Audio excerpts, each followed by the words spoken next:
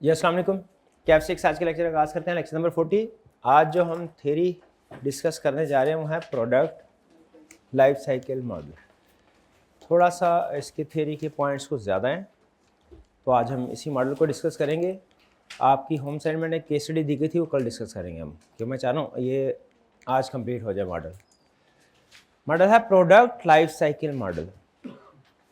सबसे पहले तो हम आज के टॉपिक को पहले रिलेट कर लेते हैं प्रीवियस टॉपिक के साथ। मैनेजेरियल पोर्शन हमने स्टार्ट किया। सबसे पहले हमने पढ़ा कि किस इंडस्ट्री को फोकस करना है। इंडस्ट्री की कंपेटिटिवनेस को वैल्यूएट करने के लिए हमने स्टडी किया था पोर्टर 5 फोर्सेस मॉडल। जब हमने डिसाइड कर लिया कि किस इंडस्ट्री में एंटर होना है, नेक्स्ट हमने ये देखा कि इंडस्ट्री के अंदर डिफरेंट स्ट्रेटजिक ग्रुप्स होते हैं। तो हमने वैल्यूएट किया कि हमारी जगह किस स्ट्रेटजिक ग्रुप में बनती है। क्या हमें किसी एग्जिस्टिंग स्ट्रेटजिक ग्रुप का हिस्सा बनना चाहिए या कि कोई स्ट्रेटजिक स्पेस को फिल करना चाहिए।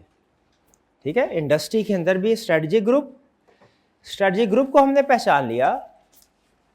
फिर उसके बाद हमने ये सीखा कि कंपनी की डिफरेंट प्रोडक्ट्स हैं। अब हम इंडस्ट्री के अंदर ग्रुप के अंदर एक कंपनी लेवल पे आए। हमने देखा कंपनी की डिफरेंट प्रोडक्ट्स हैं। हमने कंपनी की जितनी भी प्रोडक्ट्स थी उनको क्लासिफाई किया, वो चाहे एक प्रोडक्ट हो चाहे 500 प्रोडक्ट्स हो। उनकी क्लासिफिकेशन के लिए जो हमें क्राइटेरिया दिया गया वो दिया बीसीजी मैट्रिक्स ने। और उसने हमें दो चीज़ें सिखाई कि आप अपनी प्रोडक्ट्स को, जो कि अमूमी तौर पे मल्टीपल प्रोडक्ट्स होंगी, बीसीजी मैट्रिक्स काम ही तब यूजफुल ज़्यादा होता है जब मल्टीपल प्रोडक्ट्स हो। मल्टीपल प्रोडक्ट्स हैं, उनको आपने किस तरीके से क्लासीफाई करना है और क्लासिफिकेशन के बाद आपकी स्ट्रेटजी क्या होनी चाहिए उन प्रोडक्ट के हवाले से। तो हमने देखा कंपनी की जितनी भी प्रोडक्ट्स हैं, बीसीजी मैट्रिक्स उनको 4 हिस्सों में, 4 टाइप्स में क्लासीफाई करता है: डॉग, क्वेश्चन मार्क, स्टार और कैश काउस। और ये जो क्लासिफिकेशन होती है ये सिर्फ 2 पैरामीटर, 2 फैक्टर्स की बेस पे होती है: मार्केट ग्रोथ रेट और मार्केट शेयर, कंपनी का मार्केट शेयर कितना है।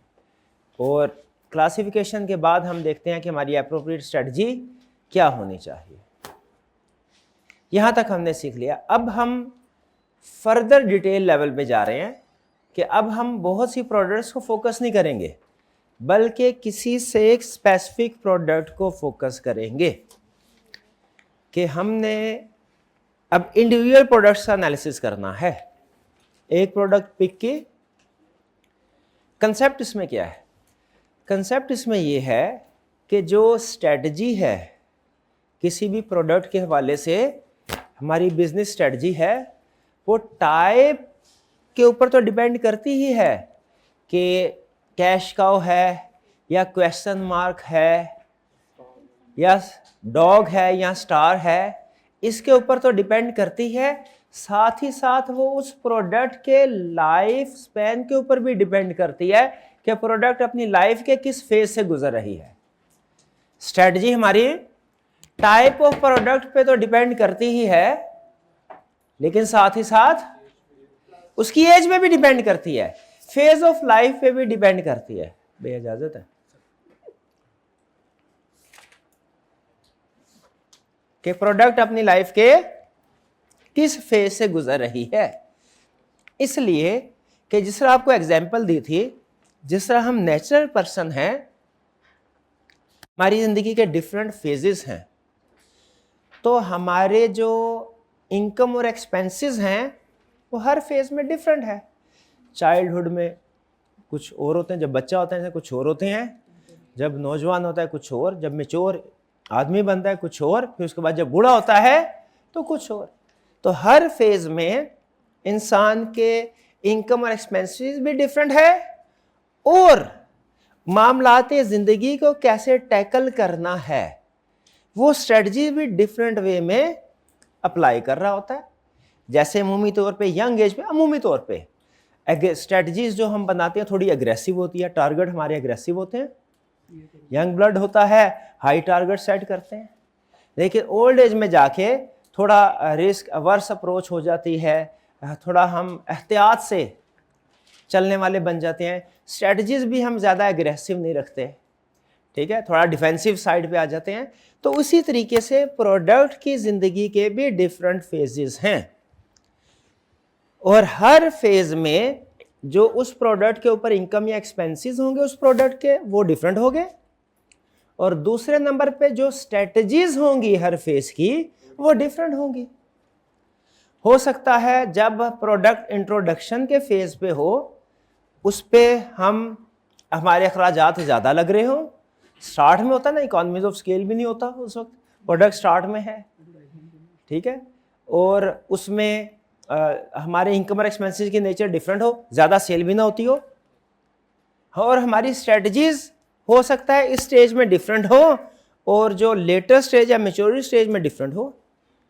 जैसे अमूमी तौर पे इंट्रोडक्शन स्टेज पे जो स्ट्रेटजीज होती है उसमें ज़्यादा से ज़्यादा फोकस ये होता है कि ये प्रोडक्ट मैक्सिमम लोगों तक कैसे पहुंचाई जाए, ज़्यादा से ज़्यादा जगहों पे अपीयरेंस होनी चाहिए।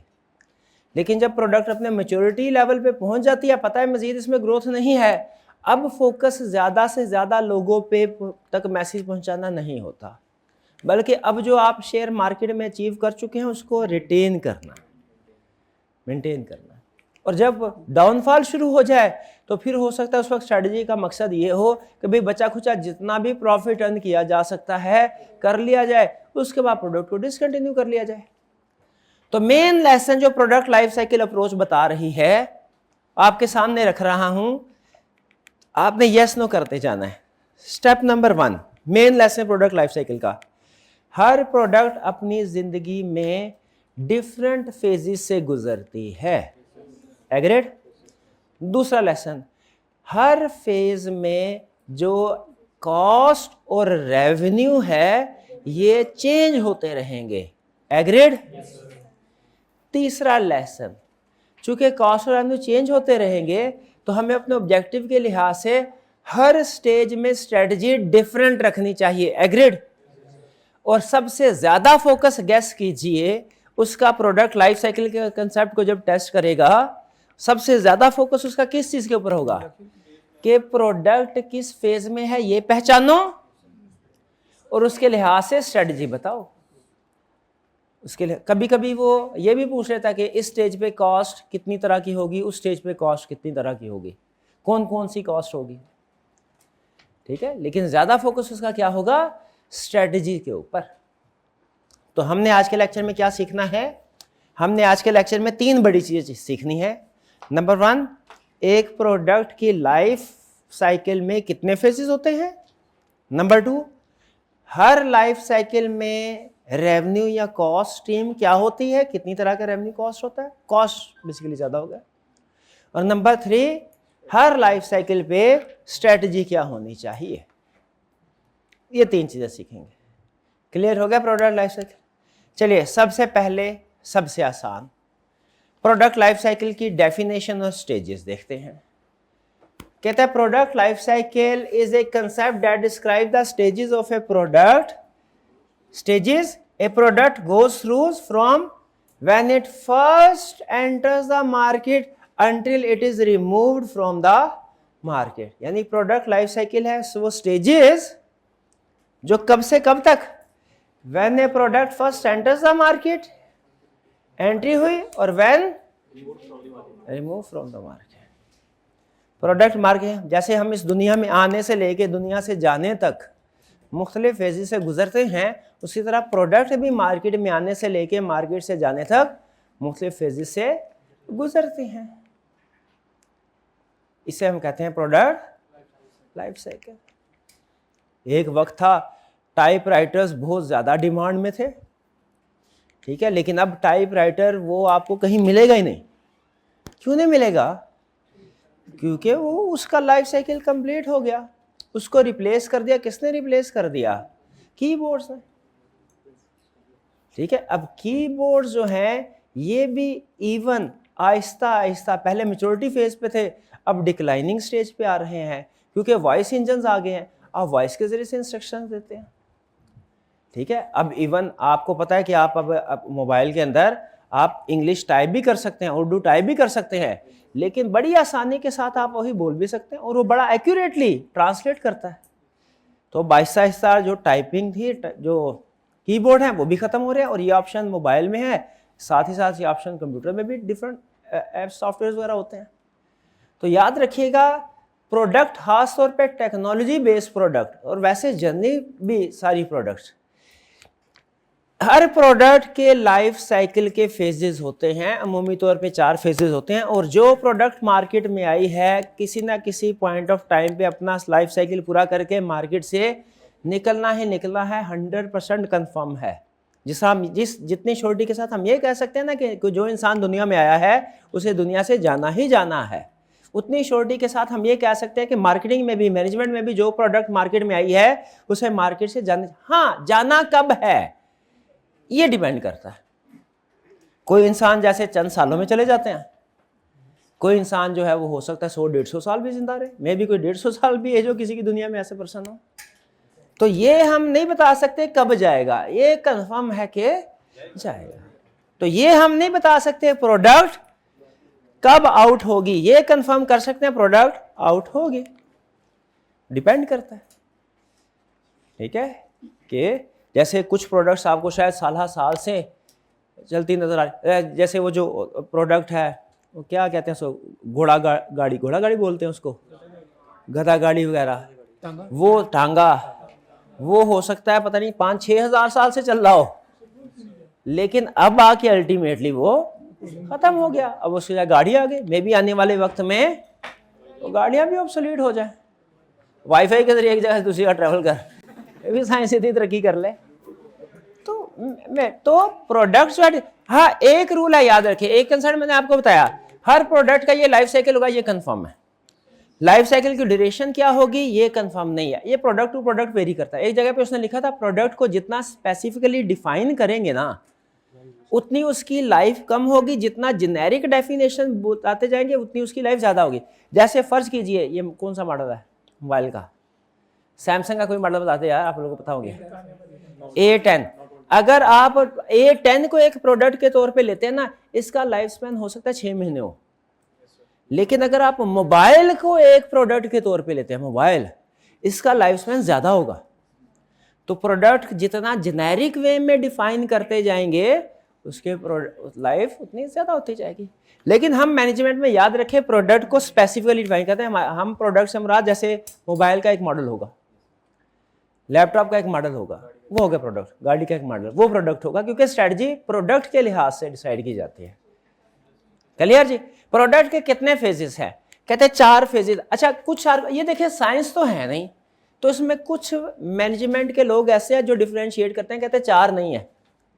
वो कहते हैं इंट्रोडक्टरी से पहले भी एक फेज होता है लैब डेवलपमेंट फेज, ठीक है, इंट्रोडक्ट, और डिक्लाइन के बाद भी एक फेज होता है विड्रॉल, डिक्लाइन के बाद भी एक फेज होता है विड्रॉल। लेकिन अमूमी तौर पे 4 फेजेस है जिन पे सारे मैनेजमेंट एक्सपर्ट एग्रीड है कि हर प्रोडक्ट की लाइफ के 4 फेजेस होते हैं। कौन से फेजेस हैं? Introductory phase, growth phase, maturity phase, decline phase. ये जो स्टार्ट से लेके डॉटेड लाइन के दरमियान वाला फेज है ना, ये इंट्रोडक्टरी फेज है, ये वाला फेज ग्रोथ फेज है, ये मैच्योरिटी फेज है, ये डिक्लाइन फेज है। ठीक है, कुछ चीज़ ऐसी होती है जो शायद इंसान समझा ना पाए अल्फाज से, लेकिन देख के पता चल जाती है। मुझे समझाने की जरूरत नहीं इंट्रोडक्टरी फेज किसे कहते हैं, ग्रोथ किसे कहते हैं, मैच्योरिटी, डिक्लाइन, आपको देखे नजर आ रहा होगा। भाई प्रोडक्ट का लाइफ साइकिल का वो फेज जिसमें उसके सेल्स और प्रॉफिट, जिसमें वो मार्केट में हम इंट्रोड्यूस करवाते हैं, लोगों के अवेयरनेस क्रिएट करते हैं, लोगों को उसके फीचर्स बताते हैं, ये प्रोडक्ट है, ये काम करेगी, वो है इंट्रोडक्टरी फेज। जब मार्केट तक मैसेज पहुंच जाता है, शुरू में मार्केट रिस्पॉन्ड नहीं करते थे, जब मार्केट तक मैसेज पहुंच जाता है तो वो रिस्पॉन्ड करती है, जब सेल्स बढ़ना शुरू हो जाती है, और फिर उसके बाद मैच्योरिटी फेज पे पहुंचती है मैक्सिमम, जब वो तकरीबन सोसाइटी में जितने लोगों तक मैसेज, जितने हमारे कस्टमर थे वो सब अवेयर हो जाते हैं, खरीद लेते हैं हमारी प्रोडक्ट को, फिर मैच्योरिटी फेज आ जाता है। मेच्योरिटी फेज में भी कुछ ना कुछ सेल चल रही होती है, मतलब पुराने सेट हमारे खराब हो रहे होंगे, नए उसकी जगह पे लोग रिप्लेस कर रहे होंगे, लेकिन नया कस्टमर नहीं बन रहा होगा। एग्जिस्टिंग कस्टमर में भी प्रोडक्ट खराब होने पे हमारी प्रोडक्ट को खरीद रहे हो, सेल बढ़ रही होगी, लेकिन वहाँ पे इंक्रीज इन सेल का मतलब इंक्रीज इन कस्टमर हो सकता है ना हो। यह है मेच्योरिटी, वो ग्रोथ में होगा, कस्टमर भी बढ़ा, सेल भी बढ़े, कस्टमर भी बढ़ा। फिर ये मेच्योरिटी फेज, और फिर ये क्या होगा, जिसमें आहिस्ता आहिस्ता हमारी प्रोडक्ट का इस्तेमाल लोग कम कर देते हैं। ठीक है, कोई भी रीजन हो सकती है। आप अगर आसान तरीन तरीके से इसको समझना चाहते हैं, अपने जहन में किसी मोबाइल का कोई भी मॉडल, उसकी एग्जांपल लें, आईफोन है, सैमसंग है, या कोई भी जो आप यूज़ करते हैं, आप देखें वो तकरीबन इसी फेज से गुजरेगा। और इस कंसेप्ट को समझने के लिए आपने उस एग्जाम्पल को जहन में रखना है, मोबाइल का कोई भी मॉडल, कि इसी 4 फेज से गुजरते हैं, बिल्कुल ठीक है। और इसमें लाजमी नहीं कि आप ये ग्राफ इसी तरीके से बनाएं, आप कोई भी ऐसा ग्राफ बना सकते हैं जिसमें स्टार्ट से इंक्रीज नहीं करना, थोड़ा सा स्टार्ट में आपका इंक्रीज हल्का होगा, क्योंकि इंट्रोडक्टरी फेज पे फौरी तौर पे सेल ज़्यादा नहीं होती, फिर सेल इंक्रीज, कांस्टेंट डिक्रीज, ये आपका प्रोडक्ट लाइफ साइकिल तैयार। और इवन ये 2 आई कैप की बुक में उसने इसको 2 हिस्सों में डिवाइड किया, ये 2 करने की भी जरूरत नहीं है, एक में ही आप कंसेप्ट बता सकते हैं। भाई जब सेल्स बढ़ते, आप ये देखिए ना, ट्रेंड सेम है ना, सेल्स बढ़ रही, प्रॉफिट मार्जिन भी बढ़ रहा है, सेल कांस्टेंट है, प्रॉफिट मार्जिन भी कम है, सेल्स कम है, प्रॉफिट मार्जिन भी कम। मैच्योरिटी और डिक्लाइन फेज के, ये मैच्योरिटी फेज के दौरान ग्रोथ रेट तकरीबन 0 होगा, डिक्लाइन में वो नेगेटिव हो जाएगा, क्योंकि आपका मार्केट का शेयर, उस प्रोडक्ट का मार्केट का शेयर कम है। आपने शायद नया मॉडल लॉन्च कर दिया हो, या कंपेटिटर ने नया मॉडल लॉन्च कर दिया, लोग उस तरफ मूव कर जाते हैं।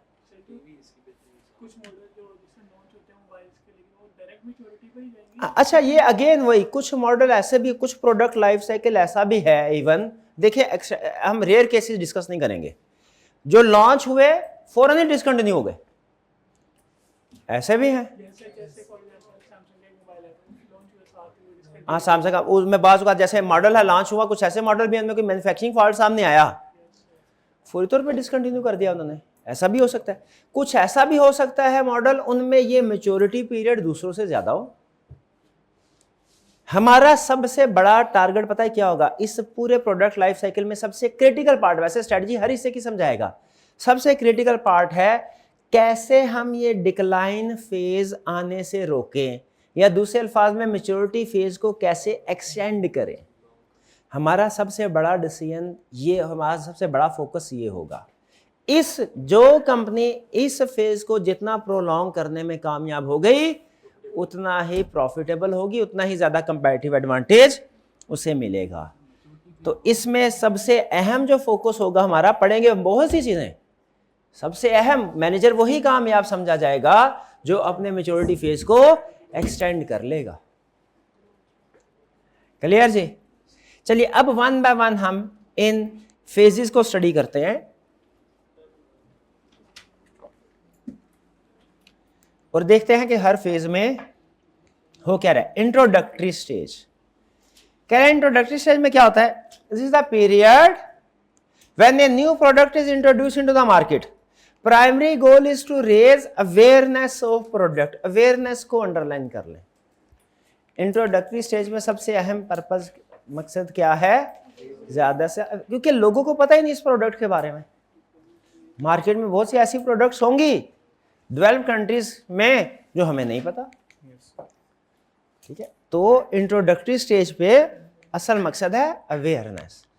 एग्जांपल्स क्या है, इलेक्ट्रिक व्हीकल्स, वर्चुअल रियलिटी, लोगों को इस बारे में, इलेक्ट्रिक व्हीकल्स के बारे में इतना अंदाज़ा नहीं है, हमें फिर भी कुछ थोड़ा बहुत अंदाज़ा है। मे भी बहुत सी कंट्रीज ऐसी हों जहाँ पर ये टेक्नोलॉजी, ये प्रोडक्ट नहीं है, इस बारे में अवेयरनेस ना हो। जैसे जैसे अवेयरनेस बढ़ती जाएगी, लोगों की कैलकुलेशन रिफाइन होती जाएगी। अच्छा, कितने में चार्ज होती है, कितने यूनिट खाती है, चार्ज फॉर चार्ज में ट्रैवलिंग कितनी करती है, पर किलोमीटर कॉस्ट कितनी होती है, परफॉर्मेंस कैसी देती है, ठीक है, अच्छा मेंटेनेंस वगैरह वगैरह। आहिस्ता आहिस्ता जैसे जैसे प्रोडक्ट आम होती जाती है, लोगों में इसकी अवेयरनेस बढ़ती जाती है, लोग इन्फॉर्म डिसीजन करते जाते हैं। इस तरह वर्चुअल रियलिटी के बारे में आपने सुना होगा, वो ग्लासेस लगाते हैं और वो किसी और दुनिया में पहुंच जाते हैं, नज़रों के सामने सारा वो ऐसे लगता है जैसे कोई मूवी हम देख नहीं रहे, बल्कि हम मूवी का हिस्सा है। ठीक है, इर्द गिर्द वो जानवर डायनासोर चल रहे होते हैं। बल्कि मैं कुछ वीडियो देख रहा था, कुछ लोग तो चीखना चलाना शुरू और भागना की कोशिश करते हैं कि जैसे पता नहीं उनके पैरों के नीचे से सांप गुजर रहे हैं। ये वर्चुअल रियलिटी है। ठीक है, वो एक जगह पे पढ़ा था, जब पहली दफा लोग सिनेमा में मूवी रिलीज हुई तो एक सीन था ट्रेन आने का, तो लोग डर के सिनेमा से बाहर निकल गए कि वो ट्रेन बाहर ही ना निकल आए। मतलब ऐसा तो हमें थोड़ा अजीब लग रहा है, क्योंकि हम आदि हमें अंदाजा है कि कभी ऐसा नहीं होता, लेकिन फर्स्ट टाइम अगर हम प्रोडक्ट यूज कर रहे हो, हमें उसकी एक्चुअल परफॉर्मेंस का नहीं पता, शायद हम वहां पे बैठे होते, हम पहले उड़ के बाहर आ जाते। तो ये विजुअल इंट्रोडक्शन। फिर आती है उसके बाद ग्रोथ स्टेज।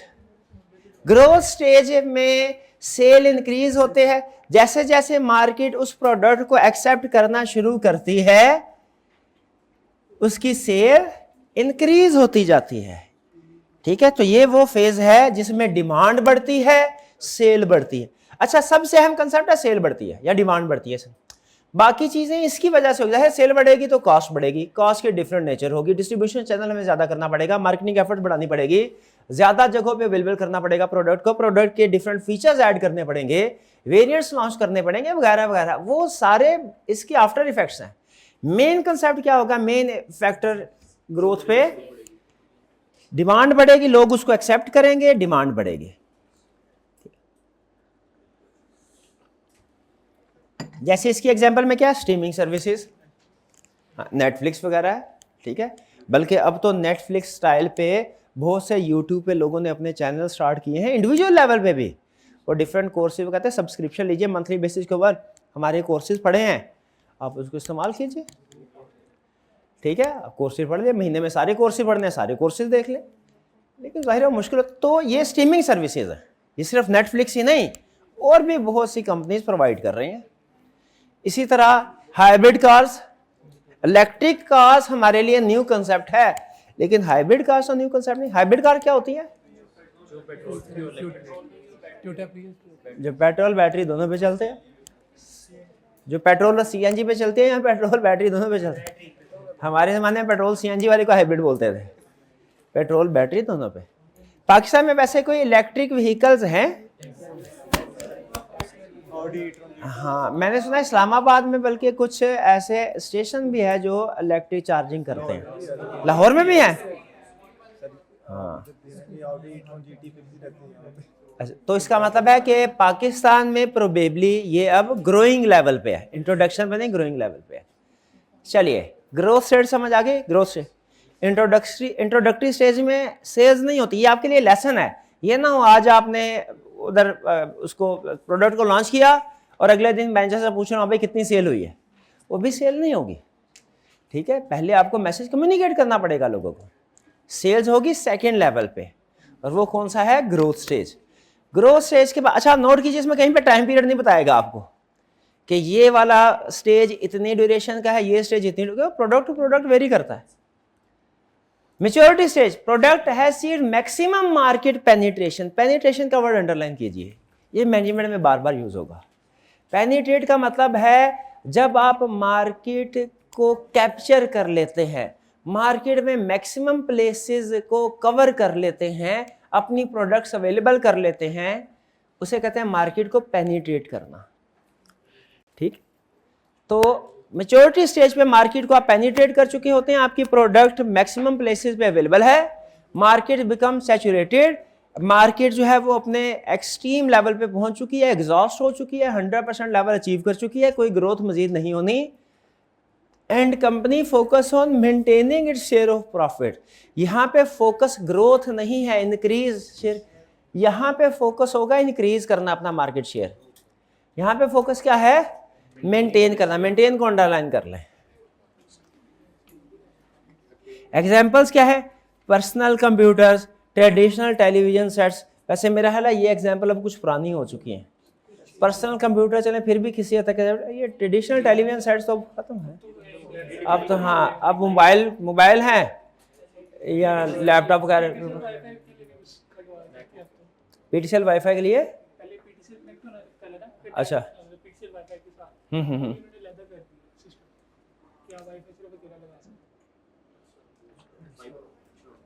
तो बहरहाल ये मैच्योरिटी स्टेज की एग्जांपल्स है। फिर डिक्लाइनिंग स्टेज। डिक्लाइनिंग स्टेज कौन सी है? Sales start to fall due to launch of new products या चेंज इन, या तो कंज्यूमर की प्रेफरेंस चेंज हो जाती है, न्यू प्रोडक्ट्स रिप्लेस कर देती है बेहतर products. Company has to decide whether to discontinue the product और एक्सटेंड इट्स लाइफ साइकिल। यहां पे फिर डिसाइड करना है, लाइफ साइकिल को एक्सटेंड कर सकें तो एक्सटेंड कर लीजिए, और अगर नहीं कर सकते तो डिसकंटिन्यू करें। इसकी एग्जांपल वैसे वो उन प्रोडक्ट्स की दे रहा है जो ऑलरेडी डिसकंटिन्यू हो चुकी हैं डिक्लाइन स्टेज पे, ठीक है। वो कौन सी है? Fax machine. अब वो शाज़ो नादर ही कहीं शायद ही किसी सरकारी दफ्तर में यूज़ होती हो फैक्स मशीन, वैसे अभी मेरा ना शायद यूज़ होती हो, रेयर केस हो, ठीक है, अभी भी हाँ। लेकिन वैसे व्हाट्सएप के बाद इस फैक्स मशीन का यूज़ होना समझ से बाहर है, बनता नहीं है। व्हाट्सएप ज़्यादा बेहतर तरीके से मैसेज उसी तरीके से कम्युनिकेट कर देता है, बल्कि व्हाट्सएप को भी छोड़े, वो ईमेल और पीडीएफ कन्वर्ट जो है कैम स्कैनर के जरिए से स्कैन करें, ईमेल पे भेज दें। बहरहाल कैसेट टेप्स वो पुराने ज़माने की कैसेट हुआ करते थे, हाँ जी, अताउल्ला खान की शाबाश। डीवीडी प्लेयर्स और डीवीडी प्लेयर्स,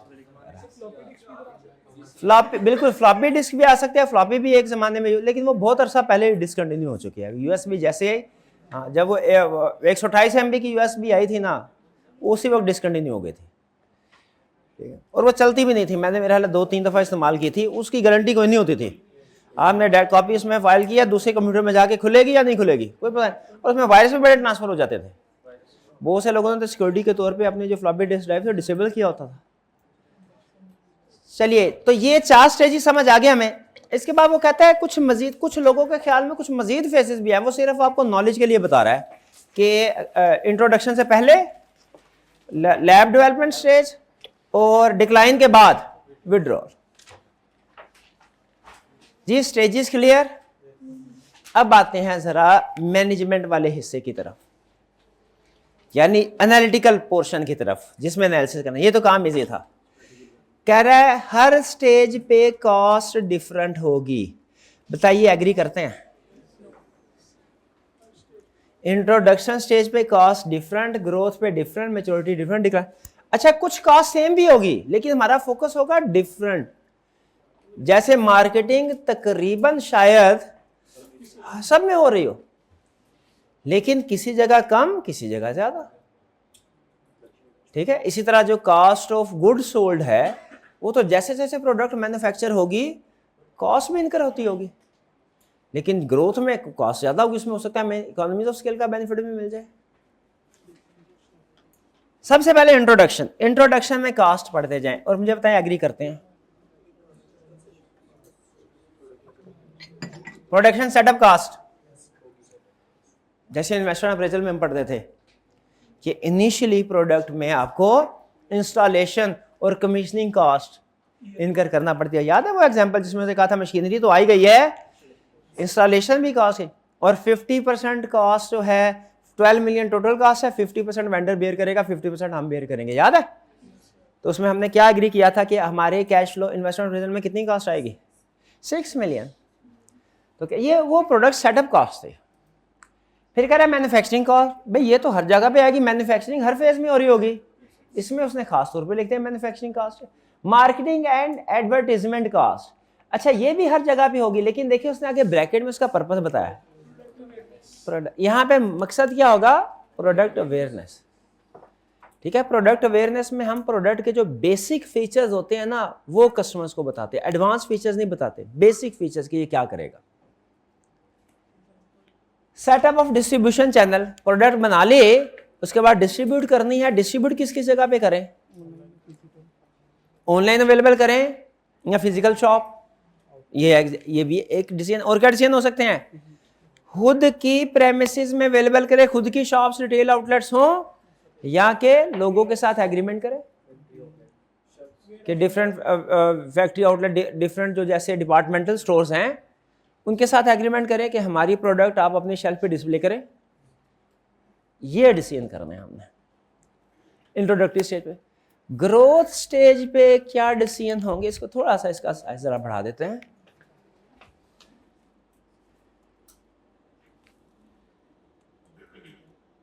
ग्रोथ से स्टेज पे अब क्या हमारे कॉस्ट होंगी, इंक्रीजिंग कैपेसिटी एंड प्रोडक्शन। क्या मतलब, क्या कह रहा है, कौन सी कॉस्ट है ये? एडिशनल किस चीज की कॉस्ट?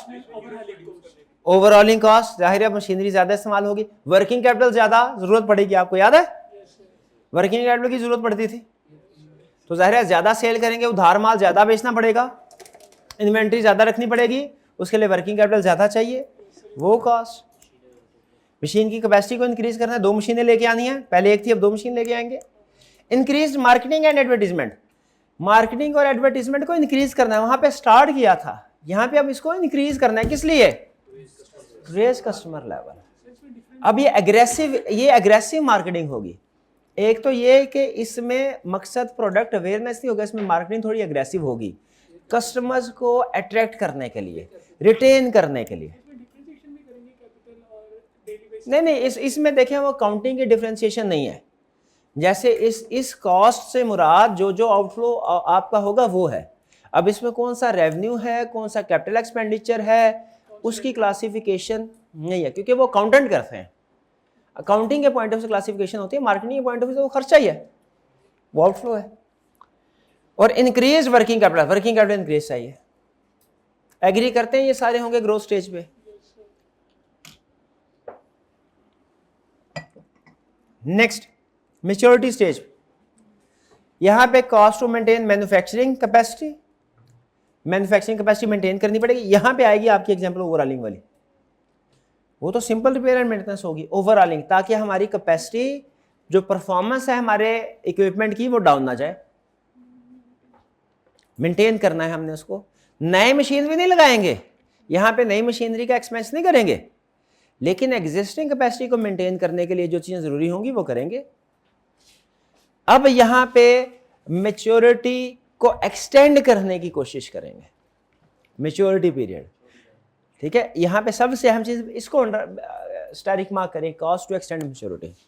आगे आपसे स्ट्रेटजीज बनवाएगा कि हमें मैच्योरिटी को क्या। अच्छा, वैसे मैं चले आगे चलने से पहले यहां पे रुक के आपसे पूछता हूं, आपकी एक प्रोडक्ट है, मैच्योरिटी लेवल पे पहुंच चुकी है और 5-6 महीने हो चुके हैं, अब अगले 1-2 महीने में आपको नजर आ रहा है कि ये डाउनफॉल स्टार्ट हो सकता है, आप उसके मैच्योरिटी को एक्सटेंड करना चाहते हैं कि डाउनफॉल ना आए, क्या स्ट्रेटजीज दे सकते हैं? जरा स्ट्रेटजीज बताएं मुझे। फीचर्स इंप्रूव कर दिए जाएं, नए फीचर ऐड कर दिए जाएं, मार्केटिंग ज्यादा कर दी जाए, इसकी मार्केटिंग ज्यादा कर दी जाए, ये मुझे इतना अच्छा नहीं लग रहा। मार्केटिंग करते रहने चाहिए, ये ठीक है, लेकिन इंक्रीज नहीं करना, एग्जिस्टिंग लेवल से इंक्रीज नहीं करना चाहिए, क्योंकि नया कस्टमर नहीं आएगा। मार्केटिंग होनी, मैं ये नहीं कह रहा जीरो कर दें, मार्केटिंग होनी जरूर चाहिए,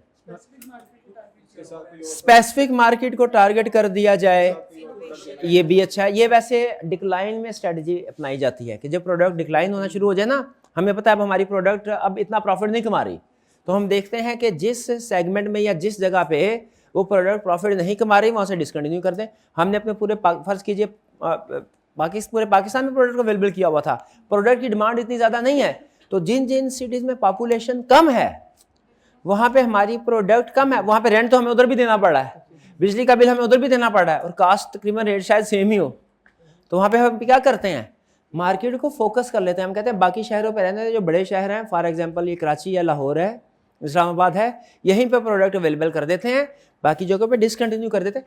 ये नीश मार्केट को टारगेट करना या स्पेसिफिक मार्केट को टारगेट करना अमूमी तौर पे डिक्लाइन की स्ट्रेटजी है, एक्सटेंड मैच्योरिटी में नहीं। देखिए, एक्सटेंड मैच्योरिटी पे अगर आप ये स्ट्रेटजी अपनाते हैं ना, तो इसका मतलब है आप मैच्योरिटी को एक्सटेंड नहीं कर रहे, बल्कि उसे खुद डाउन कर रहे हैं। मैच्योरिटी का मतलब तो यह है कि हमने उसी लेवल पे रखना है। ये अच्छी उन्होंने फीचर्स ऐड करने वाली बात की थी। न्यू मार्केट में, हाँ बिल्कुल, न्यू मार्केट को एक्सप्लोर करने की कोशिश करनी चाहिए इस मार्केट की रिप्लेसमेंट के तौर पे। ये भी किसी हद तक ठीक है, लेकिन ये मेरा ख्याल है ग्रोथ स्टेज पे ज़्यादा रेलिवेंट स्ट्रेटजी होगी। जब हमने ग्रोथ करना होगा उस वक्त हम ज़्यादा अनएक्सप्लोर्ड या अनटैप्ड मार्केट को सर्च करेंगे। हाँ, प्रोडक्ट्स के डिफरेंट वेरिएंट्स को लॉन्च करने की कोशिश की जाए, ये भी ठीक है। फीचर्स ऐड करना या वेरिएंट लॉन्च करना इसमें थोड़ा ही फ़र्क है, लेकिन बहरहाल न्यू वर्जन लॉन्च किए जा सकते हैं जो कि पहले से इम्प्रूव्ड हो। प्रोडक्ट के साथ कोई और प्रोडक्ट, बाज़ औक़ात लोग ये भी करते हैं, जैसे एक ही कंपनी है वो अपनी जो लो सेलिंग आइटम होती है हाई सेलिंग आइटम के साथ उसको सेल करना शुरू कर, प्रमोशन भी हो जाती है, प्रोडक्ट का स्टॉक भी निकल जाता है। डिस्ट्रीब्यूशन चैनल को बेहतर कर ले, बेहतर करने से क्या मुराद है आपके? क्या ज़्यादा लोकेशंस पे अवेलेबल कर दिया जाए इसको? हाँ, पहले अगर फिजिकल अवेलेबल है तो अब ऑनलाइन भी कर दी जाए, बिल्कुल ये अच्छी ऑप्शन है, ये अच्छी स्टेट।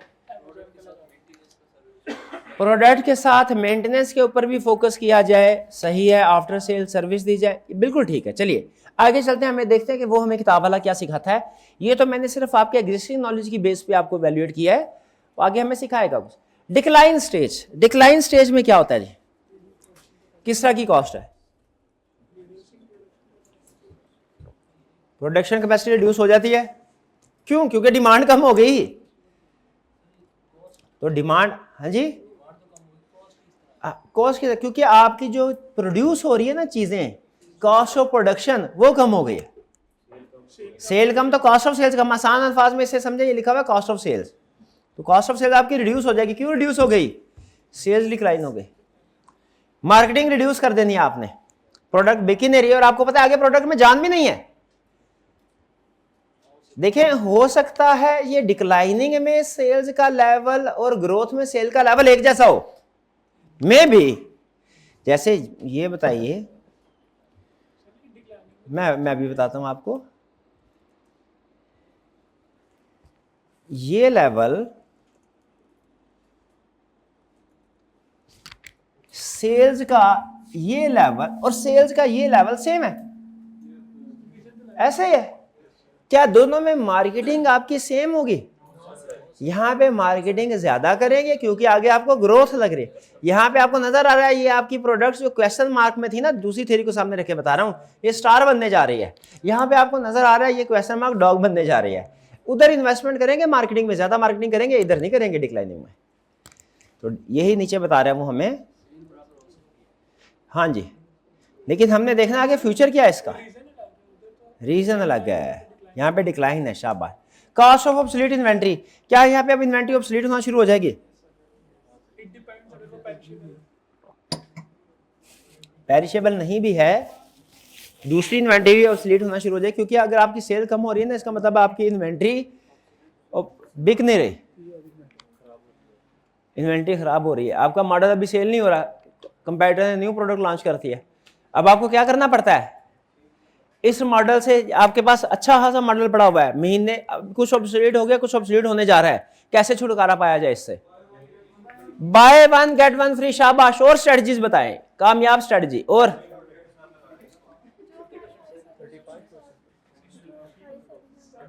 जो हाई सेलिंग प्रोडक्ट के साथ अटैच करके बेच दिया जाए, बंडल बना के, बंडल ऑफर, कामयाब स्ट्रेटजी। प्राइस कम कीजिए, क्लियरेंस सेल लगा दी, कामयाब स्ट्रेटजी। इस तरीके से हम इसको सेल कर सकते हैं। Cost of remaining warranties, declining stage पे वारंटी की कॉस्ट ज्यादा आना शुरू हो जाती है। पहले वारंटी की कॉस्ट इतनी नहीं होती क्योंकि प्रोडक्ट तो धड़ बिक रही है, और नई प्रोडक्ट होती है उसमें वैसे ही कम रिपेयर आनी है। रिपेयर कब आनी है? जो आज प्रोडक्ट सेल करेंगे उसकी रिपेयर अगले महीने थोड़ी आएगी, वो साल डेढ़ 2 साल बाद आएगी। तो डिक्लाइनिंग स्टेज पे एक बड़ा खर्चा जो होता है ना, बड़ी कॉस्ट, वो होती है वारंटी की और ऑब्सोलीट स्टॉक की। ये दो अहम यूनिक कॉस्ट हैं जो सिर्फ डिक्लाइन स्टेज पे होगी। और एक चीज आपको बता दूं, आपसे एग्जाम में ऐसे टेस्ट कर सकते हो, उसने टेस्ट किया हुआ है एक दफा, कि आपको कॉस्ट दे के उसने कहा पहचानो ये फेज कौन सा है। क्या आप कॉस्ट से, जैसे अगर मैं आपसे कोई ये फेज है इसमें कॉस्ट बताओ, आप शायद एक एक 2 एग्जाम्पल दे दें, अभी आपने पढ़ी है ताज़ा ताज़ा। लेकिन अगर मैं आपको कॉस्ट बताऊं, फिर आप बता सकते हैं उसकी एग्जाम्पल्स क्या है, ये किस फेज से रिलेट करता है। आपने ये दोनों तरह से तैयार करना है, बताया था ना तस्वीर के 2 रुख, इंग्लिश से उर्दू ट्रांसलेशन के लिए भी तैयार हैं और उर्दू से इंग्लिश के लिए भी, ये बताए थे कि नहीं एग्जाम्पल। हाँ, तो यहाँ पे भी ध्यान में रखना है। वो आपको लाइफ साइकिल से कॉस्ट भी पूछ सकता है और कॉस्ट से लाइफ साइकिल के बारे में भी पूछ सकता है। ठीक है, increase in discount, discount increase कर दे, जाहिर है ऑब्सोलीट इन्वेंट्री से छुटकारा पाने के लिए डिस्काउंट बढ़ा देंगे हम। ठीक है, ये डिक्लाइन के खास तौर पे याद की रख लीजिएगा। कॉस्ट समझ आ गई। फिर कह रहा है प्रोडक्ट डेवलपमेंट स्टेज पे भी कुछ कॉस्ट होती है, ये आपको बताया। कुछ लोगों के ख्याल में ये भी एक स्टेज प्रोडक्ट डेवलपमेंट है। लेबोरेटरी में जब आप रिसर्च कर रहे होते हैं, रिसर्च एंड डेवलपमेंट कॉस्ट, हाँ जी, IS 38 ये वो है, इनटेंजिबल, ये वो स्टेज है। R&D cost, capital expenditure, decision की प्रोडक्ट। और विड्रॉल स्टेज कौन सी है? ये है आपका वो IS 16 में वो जो कहता है ना, वो डीकमीशनिंग कॉस्ट, डिसमेंटलिंग कॉस्ट, ये वो है विड्रॉल स्टेज पे। Asset decommissioning cost, possible restructuring cost, remaining warranties to be supported वगैरह वगैरह। लेकिन ज्यादा फोकस इन्हीं के ऊपर करना है, ये सिर्फ आपको कंसेप्ट के तौर पे दिया है, बेसिक कंसेप्ट के तौर पे। क्या लाइफ साइकिल कॉस्टिंग के लाइफ साइकिल अप्रोच पढ़ने के फायदे हैं? लाइफ साइकिल पढ़ने के कोई फायदे हैं? क्या फायदे हैं मैं आपसे पूछता हूँ। पेपर पास हो सकता है, बिल्कुल ठीक है। कॉस्ट पता चलेगा, आप बेहतर असेस कर सकेंगे कि आने वाले वक्त में कॉस्ट कौन सी है। जैसे अगर आपको ये प्रोडक्ट लाइफ साइकिल अप्रोच ना पड़ी होती, जिंदगी में कोई प्रोडक्ट लॉन्च करते, दूसरे दिन आप बैठे रो रहे होते कि मैंने कल प्रोडक्ट लॉन्च की है, उसकी सेल्स नहीं बढ़ी, मेरी प्रोडक्ट नाकाम हो गई है। अब आपको पता चल गया कि महीना डेढ़ महीना तो आपकी कोई सेल होनी नहीं है। आप पहले से तैयार होंगे, एक तो महीने डेढ़ महीने का कैश रिजर्व अपने अपने पास रखा होगा, दूसरा आपको पता है पहले से तैयार। ये ना महीने के एंड पे कोई कंप्यूटर आपके कहे आपसे कि भाई आपकी प्रोडक्ट तो फ्लॉप हो गया, लाओ मुझे बेच दो आधी कीमत में, वरना थोड़े दिनों बाद तुम्हें ये पैसे भी नहीं मिलने। आगे भाईजान मैंने पढ़ा लाइफ साइकिल कॉस्टिंग, उसमें ऐसा ही होता है, पहले फेज में इंट्रोडक्शन फेज में कॉस्ट लगती है, मेरी असल सेल तो आएगी अगले महीने। ठीक है जी। तो अब आप बता रहा है बेनिफिट्स क्या है। कह रहा है potential profitability can be assessed before major development. आप प्रोडक्ट डेवलप करने से पहले ही अंदाजा लगा सकते हैं कि कौन किस फेज पे कौन कौन सी कॉस्ट लगेगी। बजटिंग कर सकते हैं, इन शॉर्ट बजटिंग कर सकते हैं कि नहीं लाइफ साइकिल से। अब बजटिंग में आपको पता है, वैसे तो बजटिंग में आपने सीखा, लेकिन असल में प्रोडक्ट लाइफ साइकिल का मेन लेसन था कि इनिशियली कुछ आपने देखा, कुछ आउटफ्लोज ऐसे होते हैं जो इनिशियल स्टेज पे होते हैं, कुछ ऐसे होते हैं जो लास्ट ईयर में होते हैं, और कुछ ऐसे होते हैं जो हर साल। ठीक है, वो प्रोडक्ट लाइफ साइकिल के साथ आप उस इन्वेस्टमेंट अप्रेजल के टॉपिक को भी रिलेट कर सकते हैं। इंट्रोडक्टरी स्टेज में कौन सा एक्सपेंस इन्वेस्टमेंट अप्रेजल को सामने रखे मुझे बताए, इनिशियल वर्किंग कैपिटल नेट, और ग्रोथ स्टेज पे ओवरऑलिंग कॉस्ट और ऑपरेटिंग और इंक्रीज इन वर्किंग कैपिटल भी तो था क्वेश्चन में। मैच्योरिटी स्टेज पे ऑपरेटिंग कैश फ्लोस, सेल्स और कॉस्ट ऑफ सेल्स, और जो थी डिक्लाइनिंग स्टेज या विड्रॉल स्टेज रेजिडुअल वैल्यू। तो ये लाइफ साइकिल कॉस्टिंग के बेनिफिट है, आप पहले से अच्छी प्लानिंग कर सकते हैं। फिर better understanding of various types of cost over life of product which will help in control and reduce this cost. आपको पता है किस स्टेज पे कौन सी कॉस्ट लगनी है, बेहतर प्लानिंग कर सकते हैं, किस वक्त कम पैसे चाहिए, किस वक्त ज्यादा पैसे चाहिए। कहीं ऐसा ना हो कि आप जब ग्रोथ स्टेज पे सारे पैसे आपको आ रहे हैं, आप सारे डिविडेंड के तौर पे डिस्ट्रीब्यूट कर दें, बाद में पता है डिक्लाइन स्टेज के ऊपर वारंटी क्लेम आ गए हैं ज्यादा, आप कहेंगे ये इतने वारंटी क्लेम तो मैच्योरिटी स्टेज में नहीं थे, ये डिक्लाइन में कैसे आ गए जब हमारी सेल भी नहीं हो रही। भाई ये वो वाले क्लेम है जो ग्रोथ में आपने सेल की थी। ठीक है, पहले से आप ये लाइफ साइकिल कॉस्टिंग करेंगे तो आप पहले से तैयार होंगे इस तरह के एक्सपेंसेस के लिए। फिर कह रहे हैं more accurate pricing strategy. Pricing क्या होनी चाहिए? अच्छा, आप जो काउंटिंग में प्राइसिंग स्ट्रेटजी पढ़ते हैं ना, वो गलत है। अकाउंटिंग में प्राइसिंग स्ट्रेटजी क्या पढ़ते हैं या क्यूएम में, कॉस्ट प्लस 20% प्राइस होगी मार्जिन। ऐसे नहीं होता दुनिया में। अगर प्राइसिंग स्ट्रेटजी ऐसे चल रही होती ना, कॉस्ट प्लस 10%, कॉस्ट प्लस 20%, तो कोई कंपनी लॉस में ना जाती, हर कंपनी प्रॉफिट में होती। प्राइस कॉस्ट पे बेस नहीं कर रही। प्राइस कॉस्ट एक मिनिमम लेवल होता है कि इससे नीचे अगर प्राइस गई तो आपकी कंपनी फारग है, लेकिन आपका प्राइस पे कंट्रोल नहीं है। प्राइस मार्केट डिसाइड करती है। मार्केट अपनी प्रोडक्ट को जितना बेनिफिशियल समझेगी प्राइस उतनी ज्यादा, जितना बेनिफिशियल नहीं समझेगी, कम यूटिलिटी समझेगी, प्राइस उतनी कम होगी। ठीक है, तो प्रोडक्ट लाइफ साइकिल को सामने रखते हैं बेहतर प्राइसिंग स्ट्रेटजी बना सकते हैं कि कम से कम मिनिमम लेवल इतना हो कि मेरी इतनी कॉस्ट कवर हो जाए। ठीक है। हाँ बिल्कुल, तो इसमें आपको कंट्रोल करना है कि किस तरीके से आपने कौन कौन सी कॉस्ट को कंट्रोल करना है, इनकर करना है। ये एनालिसिस का मकसद यही है। जब आपको टाइप ऑफ कॉस्ट पता चल जाती है किस फेज में कौन सी कॉस्ट लग रही है, तो अगली सोच आपकी यही होती है कि कॉस्ट को कम कैसे किया जाए, मैनेज कैसे किया जाए। और 4, अननेसेसरी कॉस्ट में be removed after comparing with initial plan. Unnecessary cost जो है उसको आप रिमूव कर सकते हैं।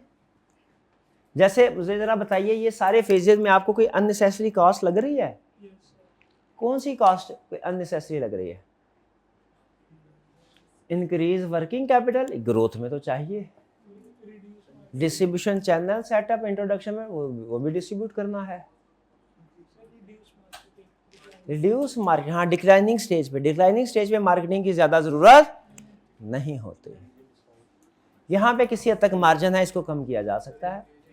कॉस्ट ऑफ ऑब्सोलीट इन्वेंटरी, हाँ तो हम कोशिश करेंगे इस कॉस्ट को कम करें। ये गैर जरूरी कॉस्ट है, कैसे कम कर सकते हैं? अब मुझे ऑब्सोलीट इन्वेंटरी की कॉस्ट को रिड्यूस करने के लिए, एक तो आपने बता दिया इन्वेंट्री से छुटकारा कैसे पाएंगे, इन्वेंट्री लेवल भी आप मेंटेन कर सकते हैं। इससे भी आपका जो ऑब्सोलीट इन्वेंट्री है उसमें कमी आएगी।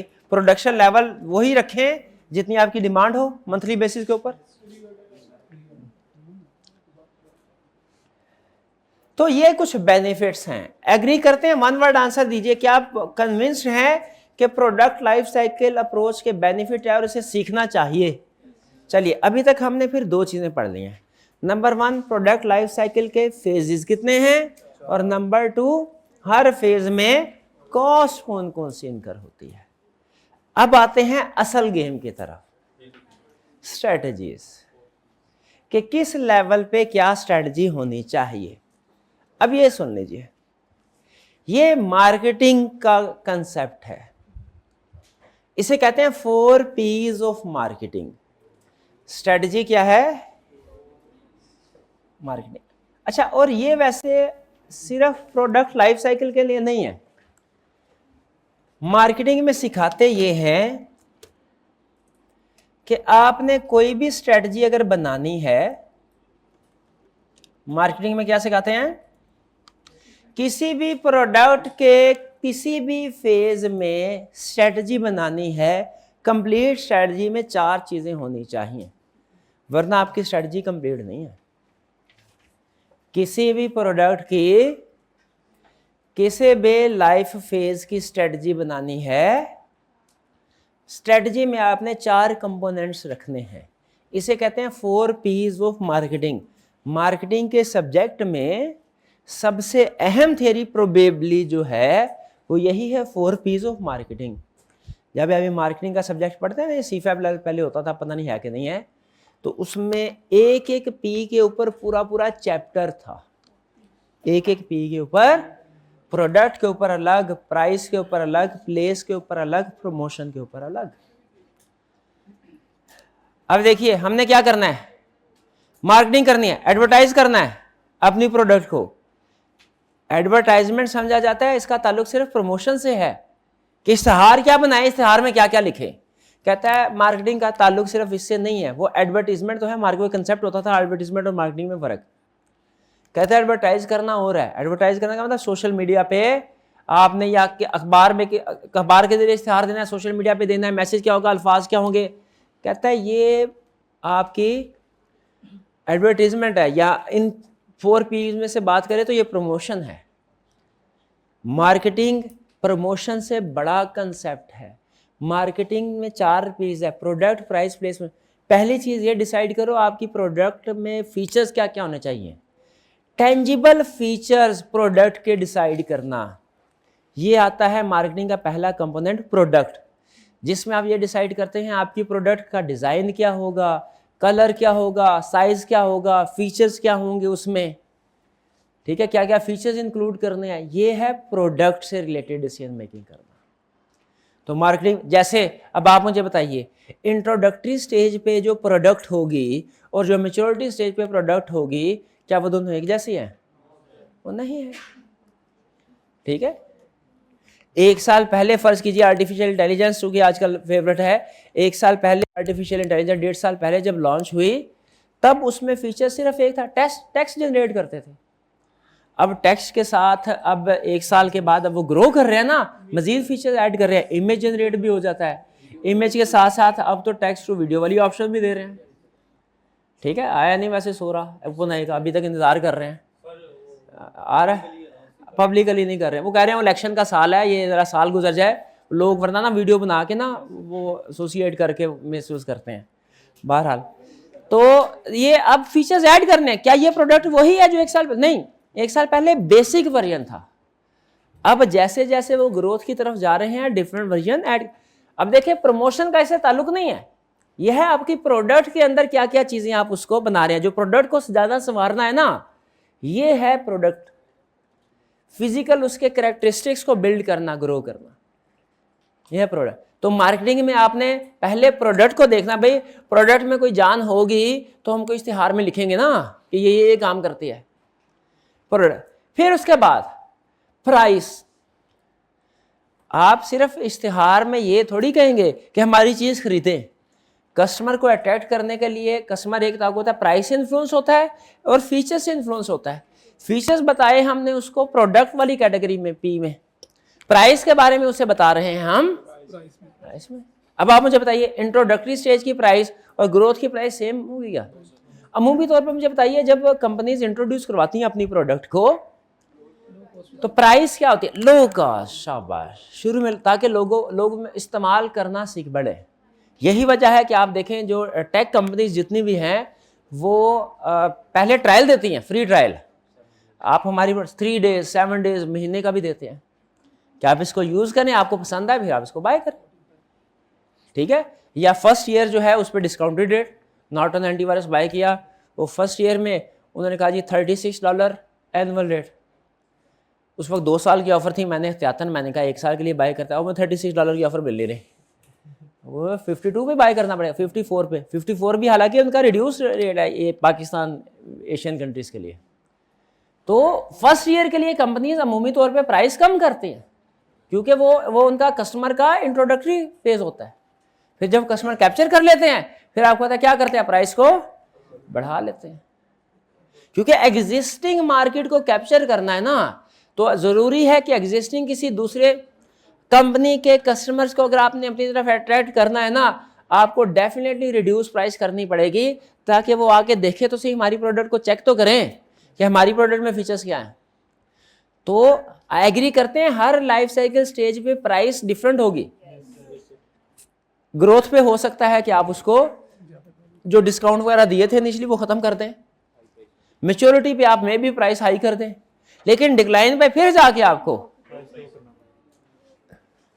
तो प्रोडक्ट के फीचर्स भी हर स्टेज पे चेंज होते हैं और प्राइस भी चेंज होती है। प्रोडक्ट प्राइस 2 पीस हो गए।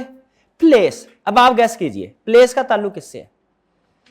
क्या availability of product, distribution of product, क्या आप अपनी प्रोडक्ट कस्टमर तक कैसे डिस्ट्रीब्यूट करेंगे, किन किन प्लेसेस पे अवेलेबल करेंगे।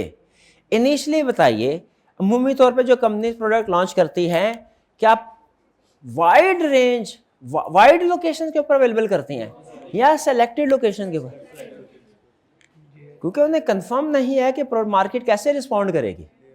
वो पहले सेलेक्टेड सिटीज में देखते हैं, प्रोडक्ट रखे देखते हैं कस्टमर का फीडबैक कैसा है, वो लिमिटेड फीडबैक आ जाता है, फिर उसकी बेस पे अगर प्रोडक्ट में वेरिएशन करनी हो तो वो अपना प्रोडक्ट वाला पी भी चेंज कर देते हैं।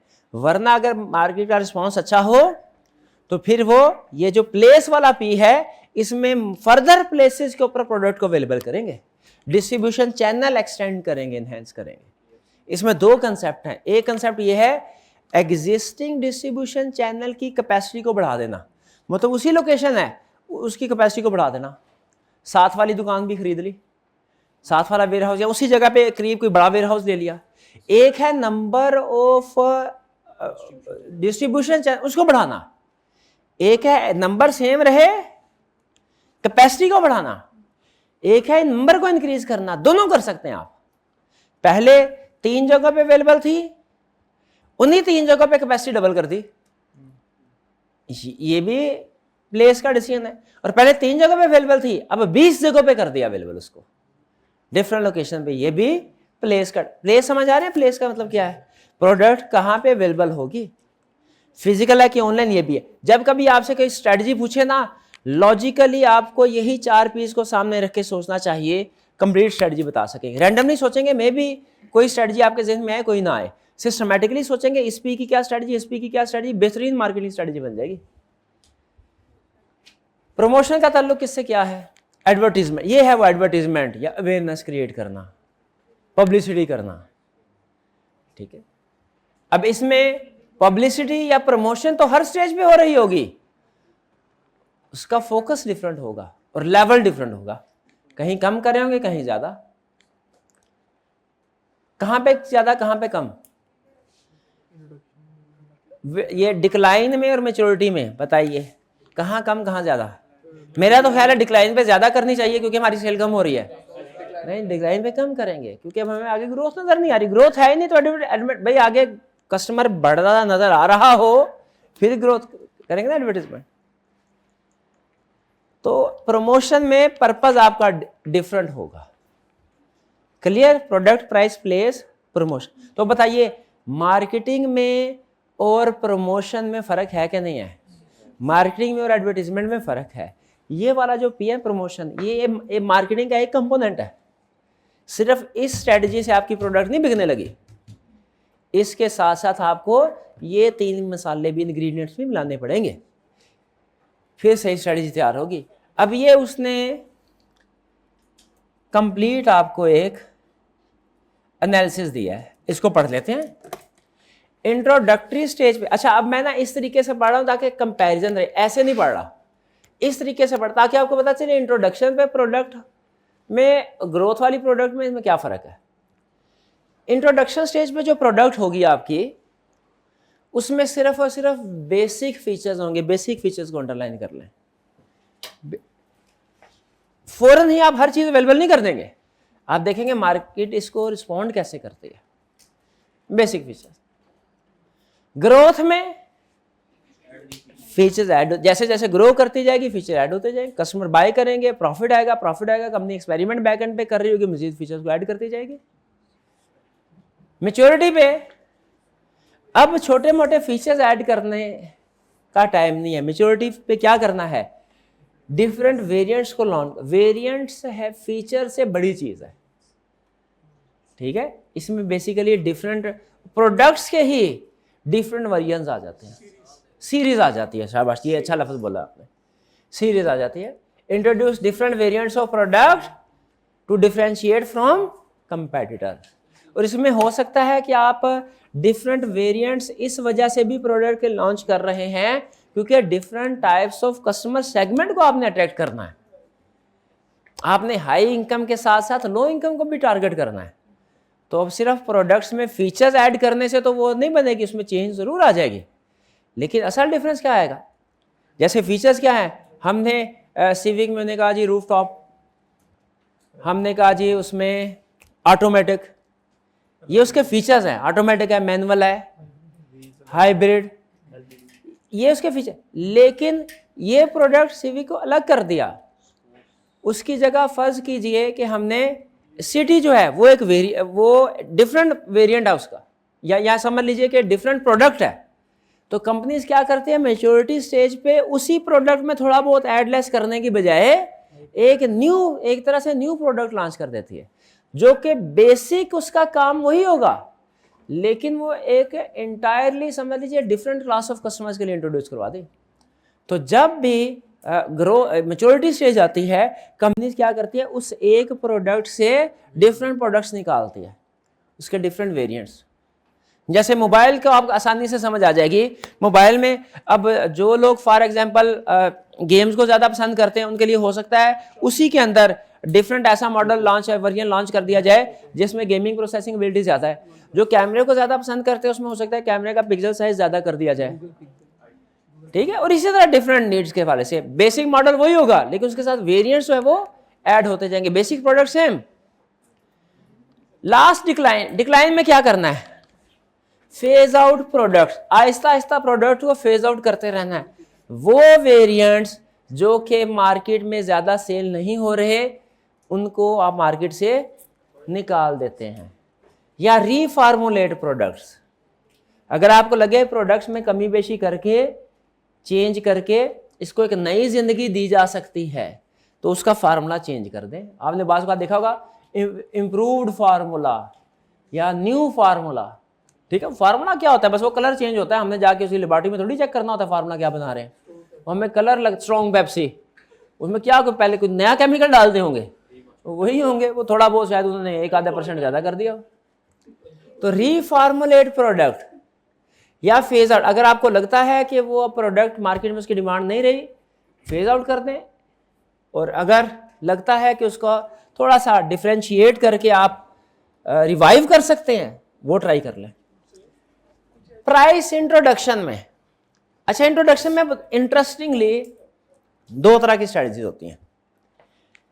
एक होती, ये डिपेंड करता है आप अपनी प्रोडक्ट के बारे में कितना कॉन्फिडेंट हैं या आप अपनी प्रोडक्ट को कैसे परसीव करवाते हैं कस्टमर को। एक स्ट्रेटजी ये होती है कि स्टार्ट में आपकी प्रोडक्ट की प्राइस लो होनी चाहिए ताकि आप ज़्यादा से ज़्यादा मार्केट को कैप्चर कर सके। और एक स्ट्रेटजी ये है कि स्टार्ट में आपकी प्रोडक्ट की प्राइस हाई होनी चाहिए। अगर तो आप एग्जिस्टिंग मार्केट में जंप लगा रहे हैं जिसमें ऑलरेडी डिफरेंट प्रोडक्ट्स अवेलेबल हैं, आपकी प्रोडक्ट्स भी समझ लीजिए उसमें एक इजाफा है, आपको मार्केट में प्राइस कम रखनी पड़ेगी ताकि आप एग्जिस्टिंग कस्टमर को खींचे। यानी अगर आप एग्जिस्टिंग स्ट्रेटजी ग्रुप में जाते हैं, प्राइस रिड्यूस करनी पड़ेगी क्योंकि ऑलरेडी उसमें कंपेटिटर मौजूद है। इसको हम नाम देते हैं मार्केट पेनिट्रेशन का, जब हम प्राइस कम करके कस्टमर को ज्यादा अट्रैक्ट करने की कोशिश। लेकिन मुझे ये बताइए, अगर स्ट्रेटेजिक स्पेस में आप गए हैं, आप प्राइस लो रखेंगे हाई रखेंगे? क्योंकि आपको पता है कि ये प्रॉफिटेबल सेगमेंट है ना, तो अल्टीमेटली इसमें प्रॉफिट देख के दूसरे लोग इसमें जरूर आएंगे। ये अंडरस्टूड है, अंडरस्टूड है। आपका दोस्त आपको कहे कि भाई मैं ऐसी जगह जॉब कर रहा हूं जहां मेरी सैलरी 6 लाख पर मंथ है, अगला सवाल आपका एक ही होगा, क्या कहां जॉब कर रहे हो, कहां 6 लाख पर मंथ मिल रहा है? और ये सवाल आप क्यों पूछ रहे हैं? हाँ, एग्जैक्टली इसी तरीके से मार्केट में जहां पे इन्वेस्टर को प्रॉफिट नजर आ रहा होता है, ये कंफर्म है कि लोग उस मार्केट में एंट्री जरूर लेंगे। तो आप ये चीज ध्यान में रखें, कोई भी मार्केट ऐसी नहीं है जिसमें आप अकेले ही हो और दूसरों को आने से मना कर दे। सिर्फ गवर्नमेंट के पास ये पावर होती है कि गवर्नमेंट लाइसेंसिंग रिक्वायरमेंट के जरिए से वो काम करने से मना कर दे लो, वरना प्राइवेट बिजनेस कोई सा भी हो, इवन पेटेंट भी आप करवा लेते हैं ना, कितने अरसे तक करवाएंगे? 8-10 साल तक। तो जो स्टार्ट में अगर आप न्यू मार्केट में है तो बताइए, अब आपको पता है कि कुछ अरसे के बाद कंपेटिटर ने आ जाना है, क्या करेंगे?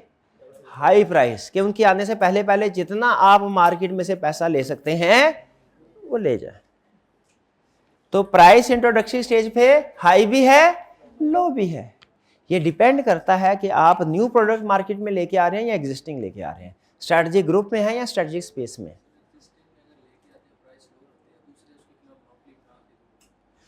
अब ये आगे स्ट्रेटजी, अब देखिए हमने तो उस कंपनी के पॉइंट ऑफ व्यू से सोचना जो नहीं आ रही है। उन्होंने कहा सर अगर हम एग्जिस्टिंग मार्केट में आते हैं, मार्केट में न्यू मार्केट में एग्जिस्टिंग जो कंपेटिटर्स है वो आपस में कार्टेल बना लेते हैं और हमें रूल आउट करने के लिए डिफरेंट स्ट्रेटजी अपनाते हैं। वो बिल्कुल ये भी सिखाई जाएंगी आपको आगे चल के, लेकिन ये किसके पॉइंट ऑफ व्यू से हैं? एग्जिस्टिंग कंपनी के पॉइंट ऑफ व्यू से। हम तो ये न्यू कंपनी के पॉइंट ऑफ व्यू से पढ़ रहे हैं ना। एग्जिस्टिंग कंपनी कार्टेल बना के कह देती हैं कि जी हम न्यू कंपनी को मार्केट में एंटर नहीं होने देंगे, हम तो चले 2-3 जो आगे सो आगे, अब आइंदा किसी को हमने मार्केट में एंटर नहीं होने देना। ऐसा भी हो सकता है। तो चलिए ये प्राइस, फिर इसके बाद ग्रोथ में क्या होगा? ग्रोथ में प्राइस अगर आपने पहले फर्ज कीजिए हाई रखी है, हाई रखिएगा। अगर तो पहले आपकी प्राइस लो थी ना, तो फिर जैसे जैसे आपकी ग्रोथ होती जाएगी आप प्राइस को इंक्रीज करते जाएंगे। लेकिन अगर आपने प्राइस पहले हाई रखी थी तो आहिस्ता आहिस्ता चूंकि कंपेटिटर्स के आने का वक्त होता जाएगा तो आप अपनी प्राइस को लो कर, इसको कहते हैं, इस स्ट्रेटजी को, लो प्राइस स्ट्रेटजी को कहते हैं मार्केट पेनिट्रेशन, और या पेनिट्रेशन प्राइसिंग। और हाई प्राइसिंग को कहते हैं skimming, skimming pricing, skimming pricing. Maturity पे अब कंपैरेटर चूंकि ज़्यादा, जैसे जैसे ग्रोथ होती जाती है कंपैरेटर्स आते जाते हैं। अब कंपैरेटर्स अगर आते जाएंगे तो आपकी प्राइस कम होती जाएगी। आपने अगर न्यू प्रोडक्ट लॉन्च की थी, प्राइस शुरू में अगर ज़्यादा रखी थी, तो जैसे जैसे कंपैरेटर आते जाएंगे क्या होता जाएगा, प्राइस कम होती जाएगी। लेकिन अगर आप ही कंपैरेटर थे और आपने स्टार्ट में प्राइसिंग कम रखी है, तो जैसे जैसे अब ग्रोथ होती जाएगी, कस्टमर आगे तरफ आता जाएगा, क्या होगा, प्राइस ज़्यादा होती जाएगी। और फिर मेच्योरिटी स्टेज पे प्राइस क्या होगी, मेच्योरिटी स्टेज पे चूंकि कंपटीशन सबसे ज्यादा होता है, इंटेंस कंपटीशन है, तो यहां पे प्राइस भी आपको कंपेटिटिव रखना पड़ती है। और डिक्लाइन में प्राइसेस फिर लोअर, किस लिए, इन्वेंटरी को क्लियर करें। यह क्या करते हैं कि प्रोडक्ट फिर बाकी मार्केट के लिए डिसकंटिन्यू कर लेते हैं, सिर्फ नीश मार्केट के लिए। नीश का मतलब है स्पेसिफिक मार्केट, फोकस मार्केट। एक मार्केट का सेगमेंट फोकस करके उनको प्रोडक्ट सप्लाई करेंगे, बाकी को नहीं करेंगे, लेकिन वो हाई प्राइस पे होगी। यानी बजाय ये कि हर एक को एक तो अप्रोच ये होती है ना सेल करने की, भाई हर बंदे को सेल करें। अगर प्रॉफिट मेरा कम भी है लेकिन मैंने 10 लाख यूनिट सेल कर दिए, मेरा प्रॉफिट 1 रुपया भी है, वो 10 लाख बन जाएगा। ठीक है, ये पेनिट्रेशन है। लेकिन नीश मार्केट स्ट्रेटजी क्या होती है कि हमने बहुत ज्यादा कस्टमर को सेल नहीं करना, चंद एक कस्टमर को सेल करना है, लेकिन सेल हमने हाई प्राइस पे करना है। अच्छा, प्रोडक्ट हो गया, प्राइस हो गया, अब प्लेस। अब आप बताते जाइए प्लेस में क्या समझते हैं आप। इंट्रोडक्टरी स्टेज पे कितना, लिमिटेड डिस्ट्रीब्यूशन, ग्रोथ होती जाएगी। मैच्योरिटी पे स्ट्रेंथन डिस्ट्रीब्यूशन, यानी डिस्ट्रीब्यूशन चैनल स्ट्रेंथ करने का मतलब है एग्जिस्टिंग ही जो आपके आउटलेट्स है ना, उनको आप अपनी तादाद कैपेसिटी बढ़ाते जाए उनकी। और डिक्लाइन में विड्रॉ कर ले, लेकिन किस जगह से, सारी जगहों से विड्रॉ नहीं करना, लेस प्रॉफिटेबल से। प्रमोशन इंट्रोडक्शन स्टेज पे ये भी इजी है। पर्पस क्या है, प्रोडक्ट अवेयरनेस। ग्रोथ में ब्रांड प्रेफरेंस, ब्रांड यहां पे बिल्ड होता है। यहां पे आप सिर्फ बेसिक प्रोडक्ट, ये शैम्पू है जी, यहां पे नहीं हमारी कंपनी का, सिर्फ शैम्पू नहीं हमारी कंपनी का शैम्पू, ये है ब्रांड रिकग्निशन। फिर इसके बाद मैच्योरिटी पे कस्टमर को रिटेन करना है और ब्रांड को प्रमोट करना है। यहां पे असल मकसद कस्टमर को रिटेन करना है। डिक्लाइनिंग पे रिड्यूस कर देते हैं promotion. Strategies to extend product life, क्या प्रोडक्ट को एक्सटेंड किया जा सकता है, लाइफ करना चाहिए। स्ट्रेटजी, ये 3 स्ट्रेटजी आपको तकरीबन समझ लीजिए मार्केटिंग के हर क्वेश्चन में यूज करनी पड़ेगी। इनको समझ ले अच्छे तरीके से और इनको आपने सजेस्ट भी करना है केस स्टडीज के अंदर। मैच्योरिटी फेज को एक्सटेंड करना है, प्रोडक्ट लाइफ को एक्सटेंड करना है, कैसे करें, रीफॉर्मुलेट प्रोडक्ट, क्या मतलब, उसका डिजाइन, फीचर, पैकिंग, ये चीजें मॉडिफाई कर दे, रीफॉर्मुलेट। ठीक है, जब मैं चाइल्ड, अब तो पता नहीं क्या, एक साबुन होता था लाइफ बॉय, वो होता था रेड कलर में, नहीं लेकिन अब उन्होंने पैकिंग उसकी चाहिए, रीफॉर्मुलेट किया, पैकिंग चाहिए, होता था रेड कलर में। और ये जो दूसरे ब्यूटी सोप्स होते थे ना, ये होते थे कलरफुल, कोई वाइट है, कोई ग्रीन है, कोई पिंक है, इस तरह ये होता था। इसको कहा जाता था, मतलब ये ईंट है, मतलब ईंट भी रेड कलर में होती है। और इनकी एक एडवर्टीजमेंट भी ऐसी मैंने आपको शायद बताया था, वो एक ट्रेन पे टीम जा रही होती है, कोई क्रिकेट की टीम या वो नहीं फुटबॉल की टीम होती है, वो ट्रेन पे कहीं जा रहे होते हैं सफर में, वो उस साबुन से दिखाते हैं शुरू में और फिर सारी टीम नहा लेती है उस साबुन से, बाद में दिखाते हैं साबुन ऐसे का ऐसे। तो लोग कहते थे ये ईंट है, इसने कौन सा घुलना है, इसने वैसे का वैसे। फिर जब ये चीज जो उन्होंने अपनी तरफ से प्लस के तौर पे प्रेजेंट करने की कोशिश की थी, वो माइनस हो गई। हालांकि ये चीज वाकई प्लस थी, वरना आप देखिए जो हम ब्यूटी सोप ने पानी में रखे, थोड़ी देर के बाद देखो वो 5-10% तो वो 2-3 मिनट में ही घुल जाता है, वो नहीं घुलता था, प्लस पॉइंट था। लेकिन मार्केटिंग स्ट्रेटजी नहीं सक्सेसफुल साबित हुई। फिर इन्होंने क्या किया, उसके बाद काफी सालों के बाद उसका कलर चेंज कर दिया। अच्छा ऐसा करते हैं, डिजाइन चेंज करते हैं, कलर चेंज कर, पैकिंग चेंज, वो कलरफुल कर दिया उसको। अब उसको देख के वाकई ये परसेप्शन ऐसे आती है जैसे कि ब्यूटी सोप स्टाइल हो, मतलब पहले लगता था मजदूरों वाला साबुन बाहर। तो अब सेल टू, हालांकि प्रोडक्ट असल में देखिए बेसिक प्रोडक्ट सेम होती है सारी, कोई फर्क नहीं होता। ये टूथपेस्ट ये इस्तेमाल कर ले, वो इस्तेमाल करें, हमारी जाने बला हमारे अंदर मुंह में क्या चल रहा है, वो एक टूथपेस्ट क्या काम करता है, दूसरा टूथपेस्ट क्या काम, हमने जाके लेबॉर्टरी में चेक किया हुआ क्या, वो कोई ना कोई किसी को बुला लेते हैं, पता नहीं डॉक्टर भी होता है कि नहीं होता, वो आके कहते हैं कि जी ये इस्तेमाल कर। सेल टू दूसरा क्या है, एक है प्रोडक्ट को रीफॉर्मुलेट कर दें, डिफरेंट वर्जन ले आए, उसकी पैकिंग चेंज कर दें, प्रोडक्ट का डिजाइन चेंज कर दें। दूसरा क्या है, सेल टू अनटैप्ड मार्केट, ये यहां पे भी किसी स्टूडेंट ने सजेस्ट किया था, अनटैप्ड मार्केट को सेल कीजिए जिसको पहले सेल नहीं किया हुआ। ठीक है, रिवाइज प्राइसिंग स्ट्रेटजी, डिस्काउंट्स वगैरह दे दीजिए आप ताकि आपकी सेल ज्यादा हो। जो कस्टमर हाई प्राइस पे अफोर्ड नहीं कर सकते, डिस्काउंट देंगे लो प्राइस पे, आपके प्रोडक्ट की लाइफ साइकिल बढ़ जाएगी। लाइफ भाई क्लियर को समझ आया? तो आज के लेक्चर में हमने प्रोडक्ट लाइफ साइकिल के वाले से क्या सीखा, 3 अहम चीजें सीखी। क्या? उसकी स्टेजेस, कॉस्ट, स्ट्रेटजीज। क्या चीजें सीखी? Stages, cost, strategies. क्या आप इस काबिल हैं कि आप किसी भी प्रोडक्ट के हर स्टेज में कॉस्ट कौन कौन सी होती है ये डिस्क्राइब कर सकें, और स्ट्रेटजी कौन कौन सी आप अप्लाई कर सकते हैं ये? कोई बात नहीं, अभी इस काबिल नहीं है, घर जाके पढ़ लीजिए, फिर भी इस काबिल नहीं होंगे पक्का है। लेकिन हाँ, एक चीज के बाद इंशाल्लाह जरूर हो जाएंगे, वो केस स्टडी अटेम्प्ट करने का, क्योंकि केस स्टडी में जो एग्जांपल ऑफ इंटरेस्टिंग होती है वो ज़हन में बैठ जाते हैं। वो आपको फिर सिखाएंगे कि आपने किस तरीके से इस मॉडल को अप्लाई करना है। प्राइस में अगर आप हाई प्राइस चार्ज करते हैं अपनी प्रोडक्ट की, इसे प्राइस स्कीमिंग कहते हैं। हाँ जी, इंट्रोडक्शन में प्राइस स्कीमिंग कहते हैं जी। चलिए आज का लेक्चर यहाँ पे खत्म करते हैं हम। अल्लाह हाफिज।